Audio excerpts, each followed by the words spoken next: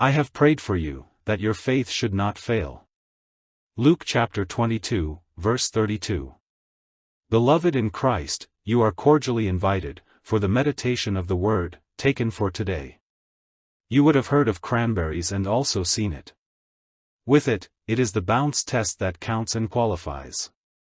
While the quality of some fruits is judged by their firmness and color, the best cranberries are distinguished by their ability to bounce like a golf ball. Science Digest reports that freshly picked berries are processed by pouring them down a series of step-like stage boards. At each level, only those berries that bounce over an 8 to 10 inch barrier pass the quality test. Believers in the Lord too face a bounce test. The strength of their faith can be measured by their ability to bounce back after a fall. Although failure is painful, it offers an occasion to rededicate our heart's devotion to Jesus Christ.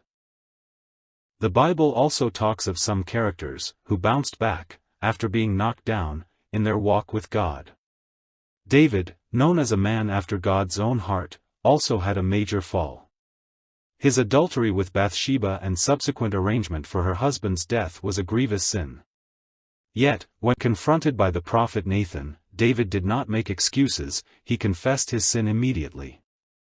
David's heartfelt repentance in Psalm 51 shows his deep sorrow, but it also demonstrates his trust in God's mercy. Despite his failure, God restored him, and David went on to lead Israel with wisdom and humility. Jesus knew that the Apostle Peter was about to trip over his own self-confidence and zeal by denying him.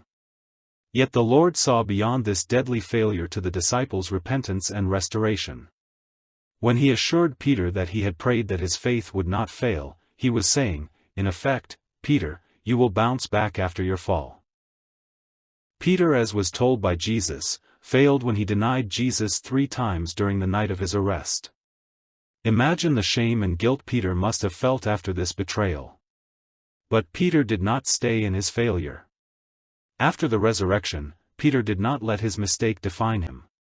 Instead, he allowed Jesus to heal his brokenness and set him back on track. Not only did Peter bounce back, but he went on to become a foundational leader in the early church, preaching the gospel and leading many to Christ. If you have had a spiritual reversal, don't give up. Christ can restore you. Jesus is ready to restore and empower you for the future. You can be useful to him again, even after a hard fall. It is the bounce of your faith in God's forgiveness that will enable you to go on. Though oftentimes, we stray from God, and disregard his word, in tenderness our gracious and loving Lord bring us back. The Lord may allow us to fall down so that we will learn to look up. God bless you. Have a blessed day.